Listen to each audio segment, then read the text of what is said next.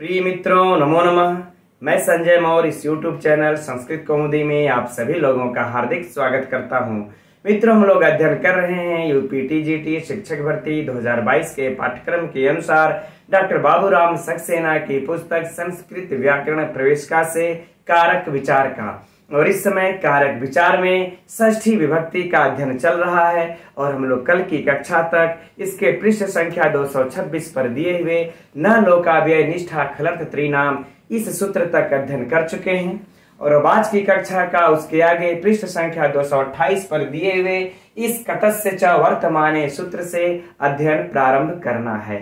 तो आप सभी लोग अपनी नोट्स और अपनी पुस्तक संस्कृत व्याकरण प्रवेशिका का पृष्ठ संख्या 228 ओपन करके बैठ जाइए। चलिए हम लोग मित्रों अध्ययन प्रारंभ करते हैं। तो सबसे पहले हम लोग देखते हैं कि कतस्य च वर्तमाने यह कैसा सूत्र है। तो मित्रों यह विधि सूत्र है। कैसा सूत्र है? विधि सूत्र है। किसका विधान करता है? तो षष्ठी विभक्ति का विधान करता है। किसका विधान करता है? यह षष्ठी विभक्ति का विधान करता है। मित्रों, कल की जो कक्षा थी, आप लोगों के जो कमेंट्स में पढ़ा देखा, उससे अत्यंत मुझे प्रसन्नता हुई कि आप लोगों को अच्छे, जब को कठिन सूत्र थे लेकिन अच्छे से समझ में आया। तो अगर वह आज हम लोगों को भी दिमाग में रख करके ही इस सूत्र को अध्ययन करना होगा, तभी सरलता से इस सूत्र को हम लोग समझ पाएंगे। ठीक, तो पहले देखते हैं कि यह सूत्र कह क्या रहा है, इसके बाद थोड़ी सी चर्चा उसकी भी करनी पड़ेगी। ठीक, तो देखते हैं हम लोग कि किस कंडीशन में यह षष्ठी विभक्ति का विधान कर रहा है ना। तो देखिए, कह रहे हैं कि कतस्य च वर्तमाने, कतस्य च वर्तमाने अर्थात कत प्रत्यय, अर्थात करे कि कत प्रत्यय लगा हुआ हो, है ना। और यह किसमें मित्रों? वर्तमान अर्थ में। च माने और वर्तमान अर्थात वर्तमान अर्थ में हो। किस अर्थ में हो?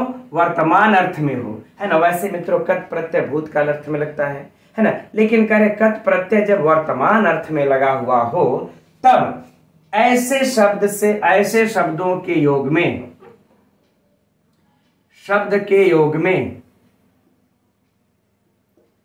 शब्द के योग में, तब कहते हैं कि कर्ता और कर्म, कर्ता और कर्म इन दोनों में मित्रों कौन सी विभक्ति हो जाए? षष्ठी विभक्ति हो जाए। आई बातें समझ में? फिर से जरा ध्यान से समझ लेते हैं हम लोग इसको। कह रहे हैं कि कत प्रत्यय वर्तमान शब्द, वर्तमान अर्थ में यदि लगा हुआ हो, कट प्रत्यय वर्तमान अर्थ में यदि लगा हुआ हो, तो इससे बना हुआ जो शब्द होगा, उस शब्द के, अगर वह शब्द का प्रयोग हो तो उस शब्द के योग में कर्ता और कर्म दोनों में कौन सी विभक्ति हो जाएगी मित्रों? षष्ठी विभक्ति हो जाएगी। तो अब बताइए, अब आप लोग स्वयं ही अपने दिमाग में यह प्रश्न को उठाइए कि यार, कि एक सूत्र हम लोगों ने अध्ययन किया था परसों की ही कक्षा में कि कर्तृकर्मणो कृति, कर्तृकर्मणो कृति, इस सूत्र को तो मित्रों हम लोगों को छोड़ना ही नहीं है। कर्तृकर्मणो कृति, है ना, कि यह सूत्र कहा था कि कर्ता और कर्म दोनों में षष्ठी हो। किसमें षष्ठी हो मित्रों? इसने कहा था कि कर्ता और कर्म दोनों में षष्ठी हो। कब? करे कि कृत, यानी कि कृत प्रत्यांत शब्दों के योग में। तब ये बताइए, जो कत प्रत्यय है यह भी तो कृत प्रत्यय के अंतर्गत ही आता है ना। तो फिर इनको पुनः से यह सूत्र लिखने की क्या आवश्यकता पड़ी? अब यहाँ जब सूत्र में कह ही चुके हैं कि कर्तृकर्मणो कृति, जब कहता है कि कर्ता और कर्म में कृत प्रत्यय के योग में क्या हो जाता है? इसमें षष्ठी विभक्ति हो जाती है। तब इनको यहाँ पुनः कत प्रत्यय इस कृत के अंतर्गत आता ही है। तो क्या वैसी आवश्यकता आन पड़ी कि आचार्य पाणिनि ने इस सूत्र को पुनः लिखा?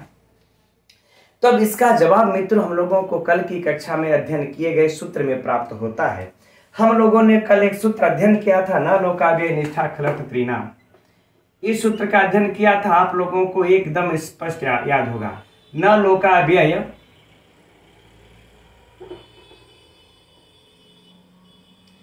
न लोकाव्यय निष्ठा खलर्थ त्रिनाम। अब हम लोग इस निष्ठा को पकड़ लेते हैं। निष्ठा का मतलब होता है कत और कतवतु, यही होता है ना। निष्ठा का अर्थ क्या होता है? कत और कतवतु। ठीक, तो कह रहे हैं कि इसने, तो अब यह सूत्र जो हम लोग कल पढ़े थे, यह न लोकाव्यय कि यह लकार आदेश पर उ और उक और अव्यय और निष्ठा, है ना, और खल और अर्थ, खल अर्थ में प्रयोग होने वाले ये सब, और त्रीन, यानी कि इन प्रत्ययों के योग में षष्ठी विभक्ति नहीं होती। यह सूत्र क्या किया था मित्रों? इस कर्तृकर्मणों सूत्र का यह निषेध किया था। क्या किया था? निषेध किया था। तो जब यह सूत्र निषेध किया था तब इस कत का भी तो निषेध हो गया ना, अर्थात कत प्रत्यय के योग में जो है कि इस कर्ता कर्म में षष्ठी नहीं होगी, क्योंकि इसने तो षष्ठी का विधान किया था लेकिन इसने निषेध कर दिया। अब लेकिन आचार्य पाणिनि ने देखा यार कि लोक में ऐसे भी शब्द प्राप्त होते हैं जो कि कट प्रत्यय अगर वर्तमान अर्थ में हो तो उनके शब्दों के योग में कर्ता और कर्म में षष्ठी होती है। तब आचार्य पाणिनि को पुनः सूत्र लिखना पड़ा, इसका अपवाद। किसका? इस न लोकाव्यय निष्ठा खलर्थ त्रिनाम सूत्र का यह अपवाद लिखना पड़ा कि भाई यदि कट प्रत्यय भूतकाल में आता है तो मत कीजिएगा, लेकिन यदि यह कट प्रत्यय यदि वर्तमान काल के अर्थ में आता है तब उसके कर्ता शब्द के योग में कर्ता और कर्म में षष्ठी कर देना है। अब आइए हम लोग देखिए उदाहरण देखते हैं। उदाहरण क्या है? उदाहरण हम लोगों का क्या है कि राज्ञा मतो बुद्धा पूजितो वा, मतो बुद्धा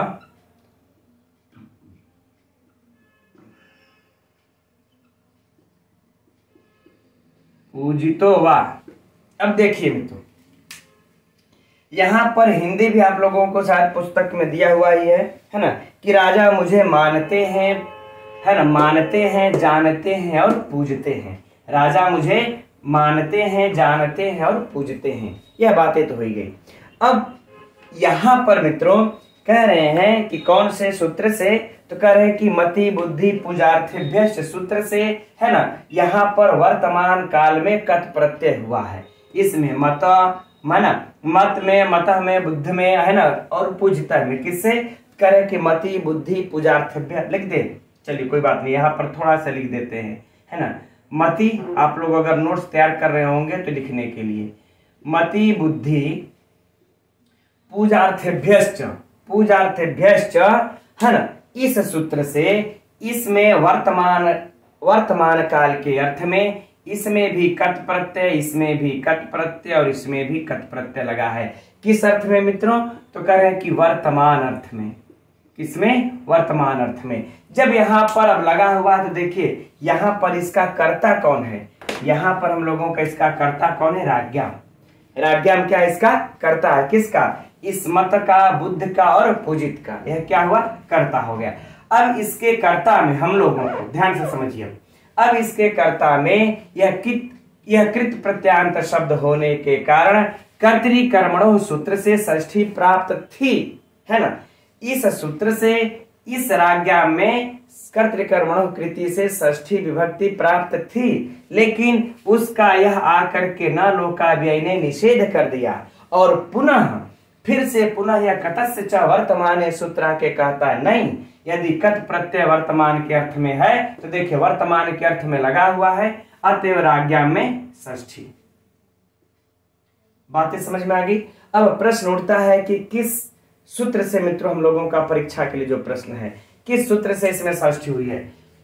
अब आप लोगों का ऑप्शन में यह भी देगा, कर्तृकर्मणो कृति भी देगा, न लोकाव्यय भी देगा और कतस्य च वर्तमाने भी देगा और आलजाल और भी सूत्र उठा करके दे देगा।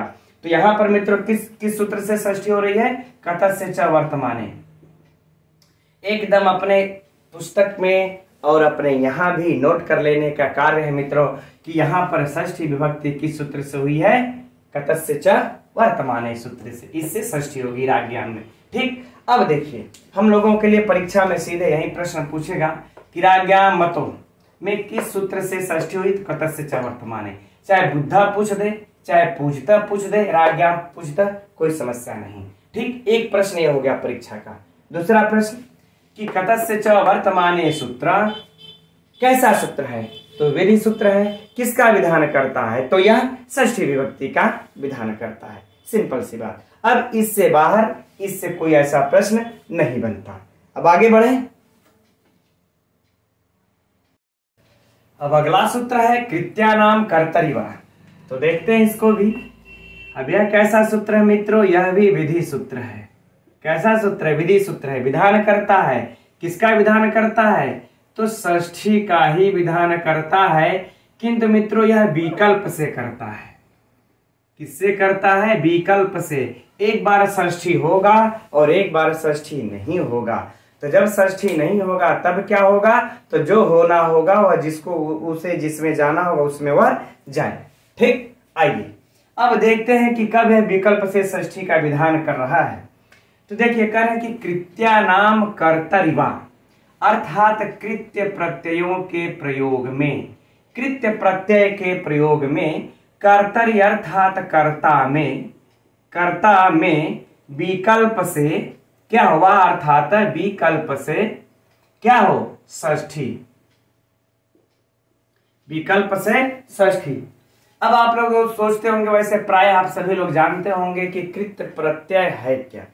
हम लोगों ने मित्रों पढ़ रखा है ना कि कृत्य, जब कृदंत प्रकरण प्रारंभ होता है तो इसमें देखिए कृत्य प्रत्यय के अंतर्गत 7 प्रत्यय आते हैं, है ना। कृत्य प्रत्यय के अंतर्गत कौन से प्रत्यय आते हैं, 7 प्रत्यय आते हैं, है ना। कौन कौन से, यत्,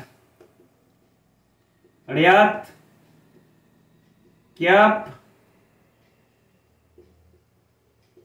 केलिमर, है ना, अनियर और एक तव्यत और एक तव्य।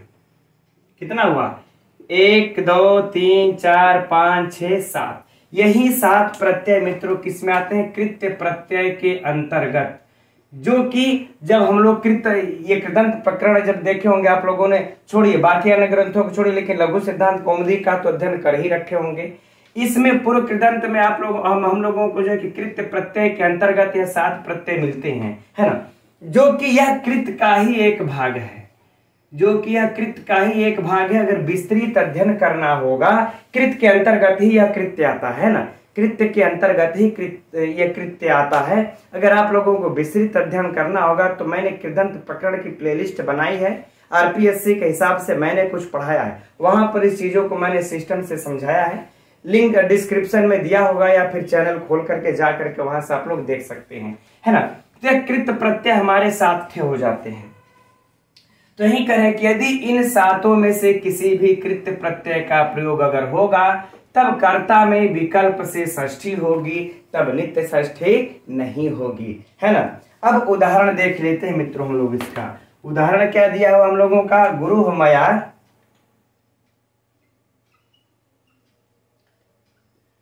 गुरु मया और फिर मम भी लिख लेते हैं यहीं पर, गुरु मया, है ना, और मम वा पूज्य, वा भी लगा लेते हैं, पूज्य, राइट। चलिए अब यहां पर देखिए, ये जो पूज्य हम लोगों को दिख रहा है, यह पूज्य में, है ना, पूज्य धातु से कौन सा प्रत्यय लगा है मित्रों, यत प्रत्यय लग करके तब बनता है पूज्य, यत प्रत्यय लग करके बनता है पूज्य। अब हमारा यह जो यत प्रत्यय देखिए यह कृत्य के अंतर्गत आता है। किसके अंतर्गत आता है, कृत्य के अंतर्गत। कृत्य तो है ही है, कृत्य तो है ही है, लेकिन कृत्य के अंतर्गत जो अवांतर पार्ट कृत्य है, इसके अंतर्गत यह यत आ जाता है। अब जब यह यत आ गया तब यह कह दिए कि अगर कृत्य प्रत्यय से बना हुआ शब्द हो तो उसके कर्ता में विकल्प से षष्ठी होगी। तो मित्रों गुरु मेरे लिए पूज्य हैं, गुरु मेरे लिए पूज्य हैं, मैं पूजन कर रहा हूं गुरु का, पूज्य हैं, तो कर्ता कौन हुए, हम हुए।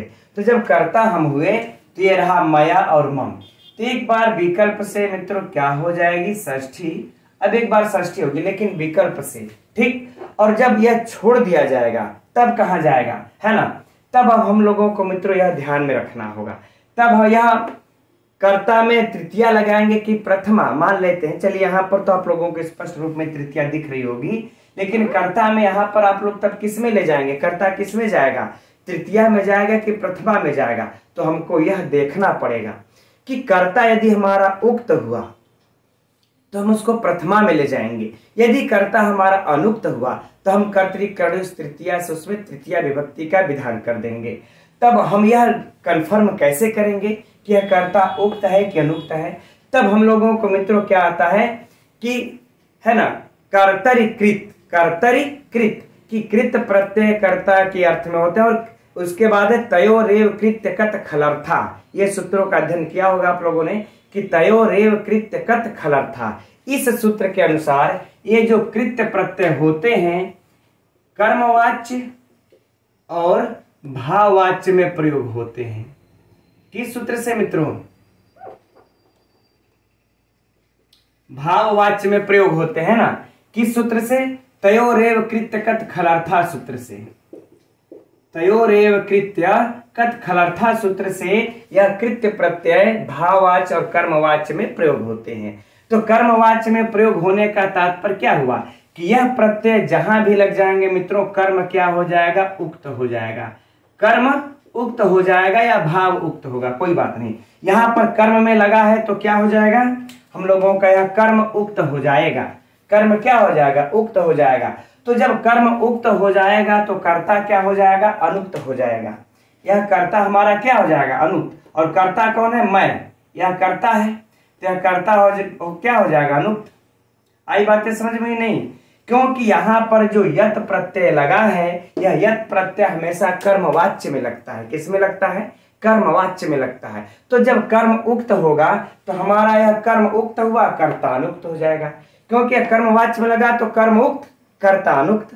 और जब कर्ता अनुक्त हो जाएगा तो हमारा, अब हम चले आएंगे अनुक्ते कर्तरि तृतीया साथ। अनुक्त कर्ता में तृतीया होती है और कर्तृ तृतीया से यहाँ पर तृतीया विभक्ति हो जाएगी। तो किस सूत्र से हो जाएगी मित्रों? कर्तृ तृतीया से तृतीया विभक्ति, है ना। अब इसके बाद देखिए मम है। अब मम में षष्ठी तब किससे होगी? ठीक, अब देखिए यहां पर, अच्छा चलिए, अब ये तो चर्चा हम करना भूल ही रहे हैं, है ना। फिर हम लोग इस सूत्र पर आते हैं। किस सूत्र पर? इस सूत्र पर आते हैं। ये मिटा दिया, यद्यपि मिटाना नहीं चाहिए था। कर्तृ तृतीया, है ना। कर्तृ तृतीया पर देखिए लिख रहे हैं, ये नहीं लिखना चाहिए, है ना। कर्तृकर्मणो कृति, कर्तृकर्मणो कृति, है ना।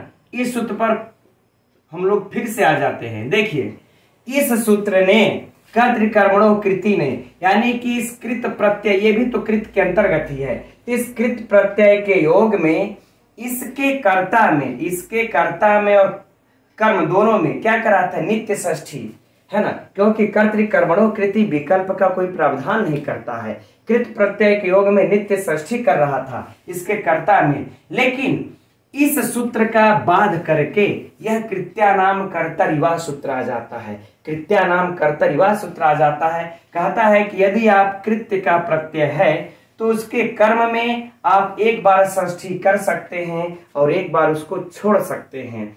अब उसको जहां पर उसका जो है, अरे उसके कर्ता में एक बार, कर्म में नहीं, कर्ता में, है ना, कि उसके कर्ता में एक बार आप षष्ठी कर सकते हैं और एक बार उसको छोड़ सकते हैं। जहां जाना होगा चला जाएगा।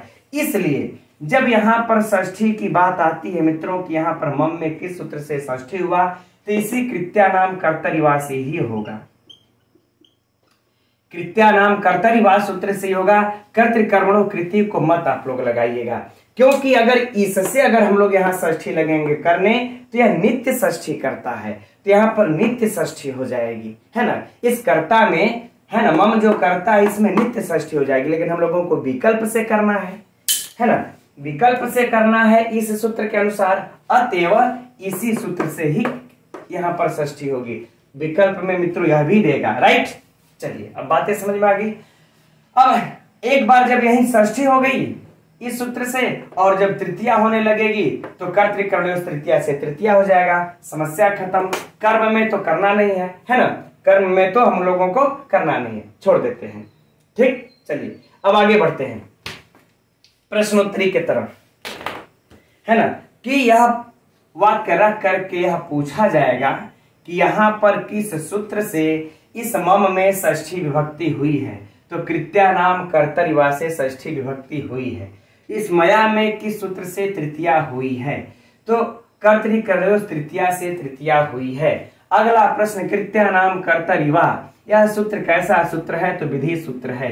किस, यह सूत्र किस विभक्ति का विकल्प से विधान करता है, या नित्य विधान करता है कि विकल्प से करता है? तो विकल्प से विधान करता है। किसमें करता है? षष्ठी की करता है। और किस में करता है विकल्प से विधान? तो कर्ता में करता है। यह भी पूछा जा सकता है ना, कि तो वैसे भी कर्ता यहाँ पर दिखा हुआ है, पकड़ लेंगे आप लोग कि यह सूत्र कर्ता में ही विकल्प से षष्ठी का विधान करता है। हम समझते हैं मित्रों, अब यह सूत्र आप लोगों का पूर्ण हो गया। अब देखिए, इसके बाद हम लोगों का एक जाना पहचाना हम लोगों के साहित्य से उठा करके अभी हम लोगों ने, चलिए न देखिए दिया है ना, न वंचनीया प्रभो अनुजीवी भी दिया हुआ है। अब बताइए आप लोग, यह किस ग्रंथ का है उक्ति? न वंचनीया है ना, न वंचनीया प्रभो अनुजीवी भी, यही है उदाहरण। चलिए थोड़ा सा घसीट के लिख दिए, कोई बात नहीं, जल्दी देख लिया जाए। यह उदाहरण में देखिए, बताइए कि यह किस पुस्तक का है। यद्यपि आप लोग जान रहे होंगे है ना, अभी अध्ययन चल रहा है। तो न वंचनीया, वंचनीया हमें कौन सा प्रत्यय दिख रहा है मित्रों आप लोगों को, है ना, जो कि किसके अंतर्गत आता है? कृत्य के अंतर्गत आता है। और यह सूत्र क्या कहता है कि कृत्य का हो गया तो कर्ता में विकल्प, मतलब विकल्प से षष्ठी, अर्थात इच्छा तो तृतीया भी लगा ले। अब यहाँ पर हम लोगों का कर्ता क्या, कर्ता कौन है? अनुजीवी भी क्या है? अनुजीवी ना कर्ता। क्यों?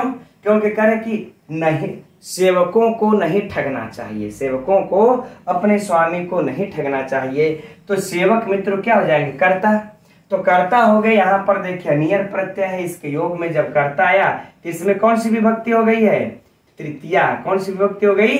तृतीया। अनुजीवी भी, जो कि सेवकों को बहुवचन है, तो अनुजीवी भी हो गया बहुवचन। और किस सूत्र से मित्रों? तो कर्तृकर्मणोस, अरे कर्तृकर्णयोः तृतीया से यहाँ पर तृतीया विभक्ति हो गई। ठीक, अब बताइए, इसमें से अब कहीं से भी प्रश्न पूछेगा तो क्या आपको उलझा सकता है? मेरे विचार से तो नहीं। अब हम लोग आगे बढ़ते हैं। तो अब अगला सूत्र है मित्रों षष्ठी चानाद्रे। अब तक हम लोग बड़ा टेंशन दे दिया था हम लोगों को कृत प्रत्यांत शब्दों के योग में जो षष्ठी का विधान हो रहा था। अब वह सूत्र खत्म हो गए, टेंशन समाप्त हो गई। अब थोड़ा सूत्रों का फॉर्मेट चेंज हुआ है। अब आइए देखते हैं इस सूत्र को, षष्ठी चानाद्रे। तो यह कैसा सूत्र है मित्रों? विधि सूत्र है ना। किसका विधान करता है? तो कह रहे हैं कि षष्ठी और सप्तमी का विधान करता है। किसका? षष्ठी और सप्तमी का, राइट। चलिए अब किस शर्त पर करता है मित्रों षष्ठी और सप्तमी का विधान, तो देखते हैं हम लोग। तो कह रहे हैं कि षष्ठी चानादरे, च मने और, अनादर यानी कि अनादर का अर्थ प्रक्रिया, मतलब अनादर का अर्थ प्रकट होने पर, च मने और सप्तमी भी हो, इधर तो यहाँ पर षष्ठी लिखा ही है ना। तो कह रहे हैं षष्ठी और सप्तमी, षष्ठी और सप्तमी, च से हम लोग ले लेंगे सप्तमी, कि षष्ठी और सप्तमी विभक्ति हो किसमें?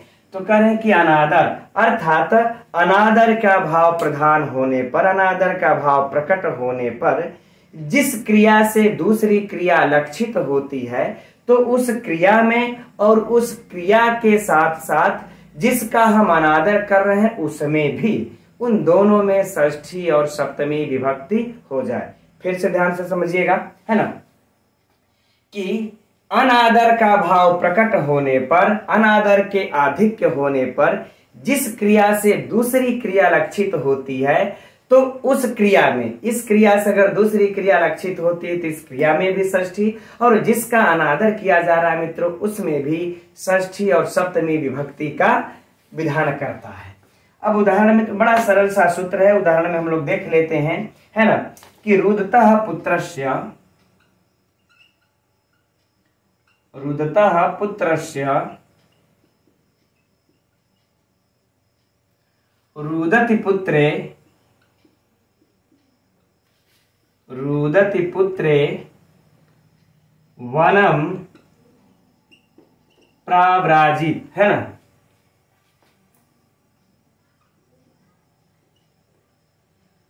प्राव्राजित। अब हिंदी तो लिखने की मित्रों हमको नहीं लग रहा है कि आवश्यकता है, या खुद ब खुद इसको समझ रहे होंगे आप लोग, है ना, कि रोते हुए पुत्र को छोड़ करके वह संन्यास ले लिया, वन को चला गया, अर्थात वन में जा करके संन्यास ले लिया, है ना।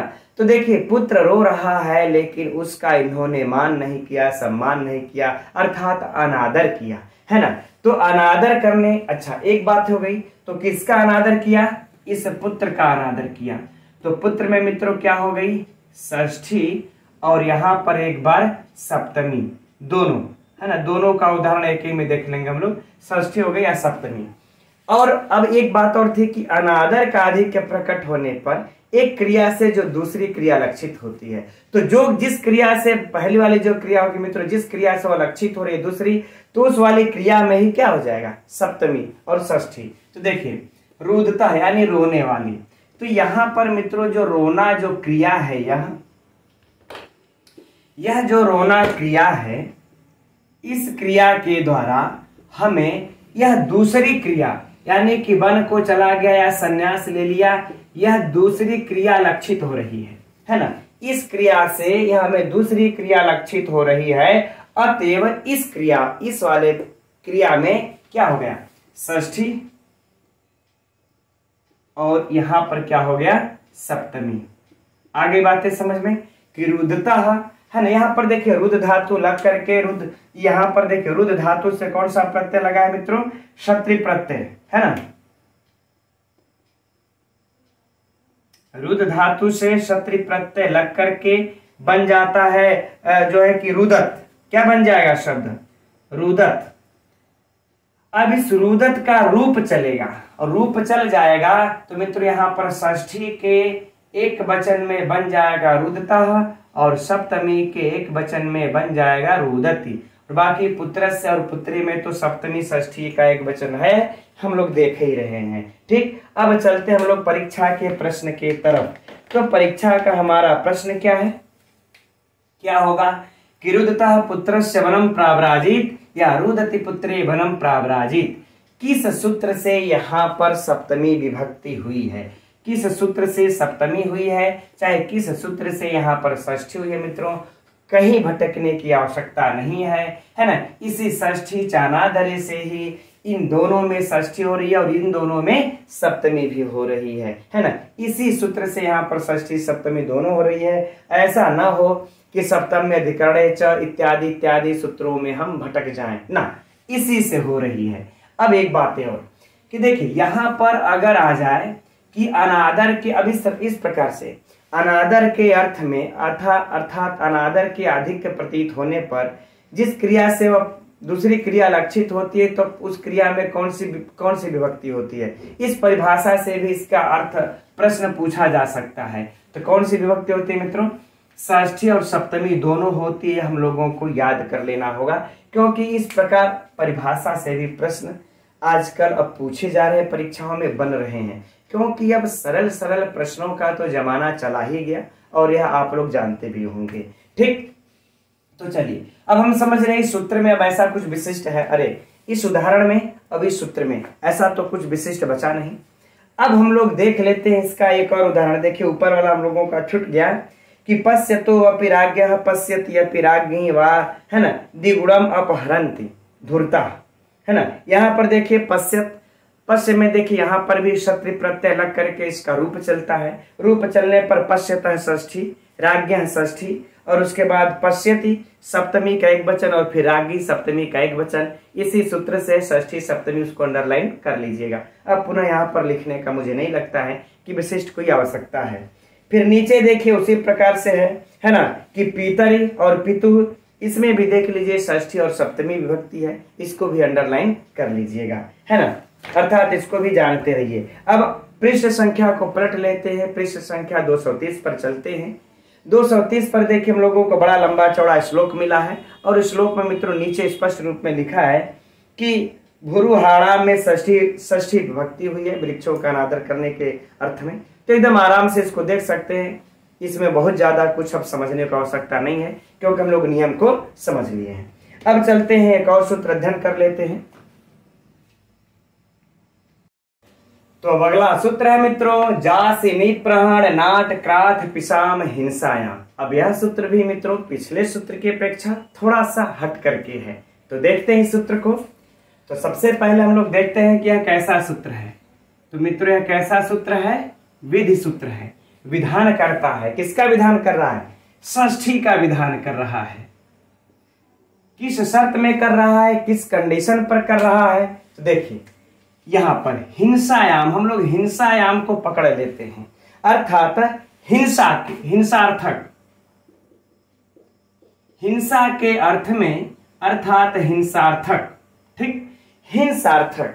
कौन हिंसार्थक धातु हो?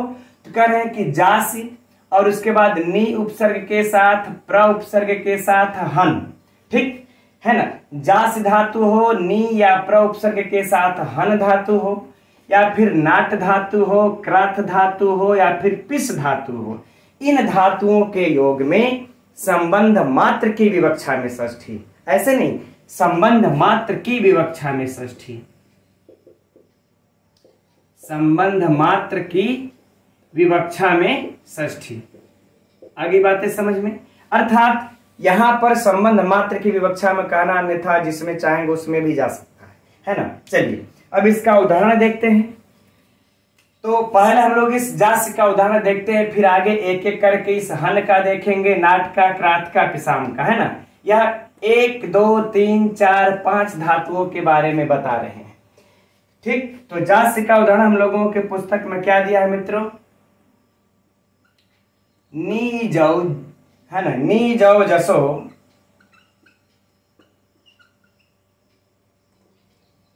नी जौ जसो जासी जा सैतुम, है ना। क्या है? जा सैतुम जगत, जा सैतुम। थोड़ा सा देख लेने, क्या पता अगर गलत लिखा जाएगा तो समस्या हो जाएगी। ठीक, जगत द्रुहाम,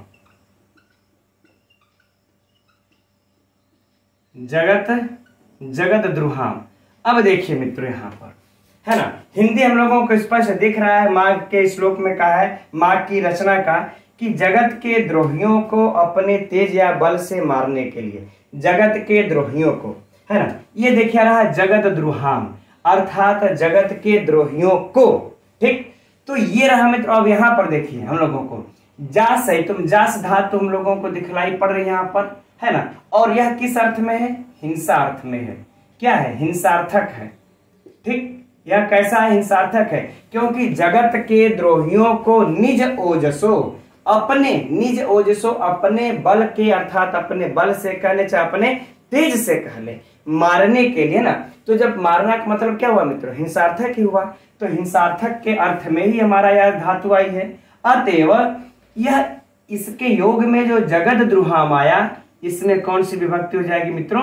षष्ठी, है ना। जगत द्रोहाम अर्थात जगत द्रोहियों को, तो कौन सी विभक्ति हो गई? षष्ठी विभक्ति। वेरी सिंपल, षष्ठी का बहुवचन। हम लोगों के लिए जो परीक्षा का प्रश्न होगा, अब वह कैसे पूछा जाएगा कि निज जसो जा तुम निज जगत द्रुहाम, इस उदाहरण में किस सूत्र से षष्ठी विभक्ति हो रही है? तो यह जा से निप्रहन नाट क्रात पिसाम हिंसायाम सूत्र से यहाँ पर मित्रों षष्ठी विभक्ति हो गई है।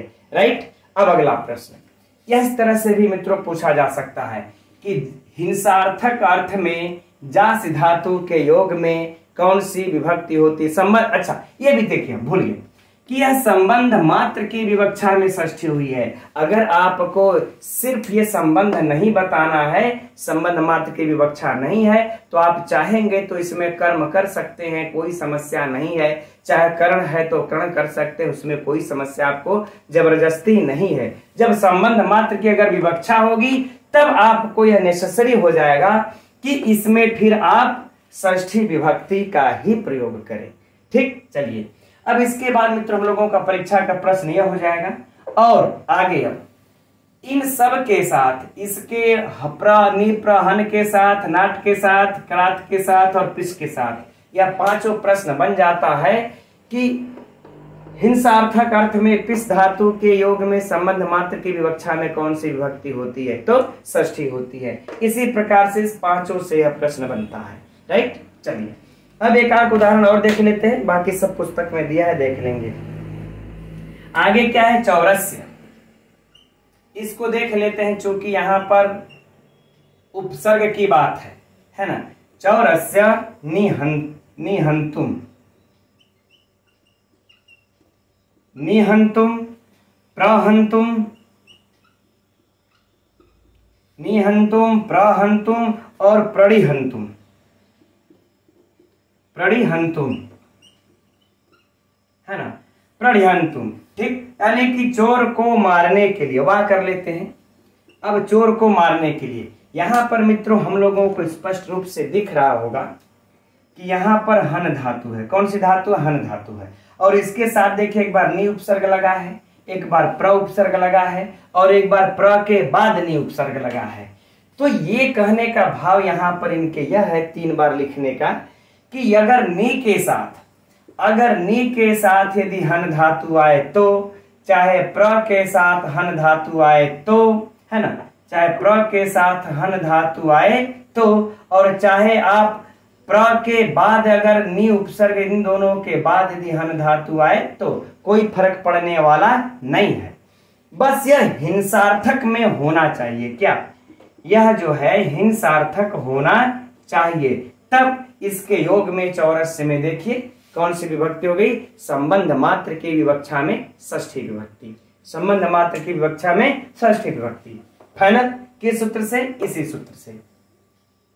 उसी प्रकार से मित्रों देखिए हम लोगों को नाट का भी दिया है। अपराधिनः नाटयितुम कथयितुम वा और क्रमेण पेष्टुम, है ना,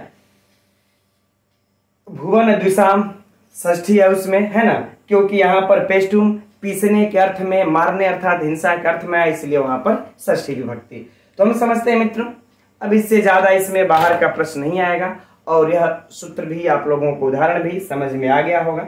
ठीक, अब मित्रों अभी हम लोगों को कितने रह गए? 1 2 3 सूत्र रह गए। अब आज अध्ययन किया जाएगा तो समाप्त नहीं होगा और कल अब यह शेष रह नहीं जाएगा।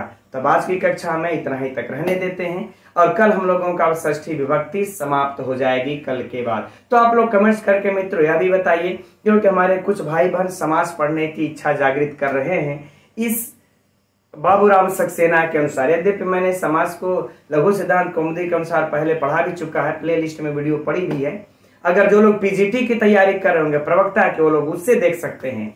तो आप लोग अगर समास पढ़ना चाहते हो तो समास, और यदि आप लोग स्त्री प्रत्यय, तद्धित प्रत्यय, कृदंत प्रत्यय जो भी पढ़ना चाहते होंगे बताइए, मैं वहीं पढ़ाना प्रारंभ हम कर देंगे। ठीक है, तो अब हम लोग शाम को मिलते हैं 8 बजे, है ना, इस किरातार्जुनीयम के कक्षा के साथ, अगले श्लोक के साथ। तब तक के लिए मित्रों नमो नमः।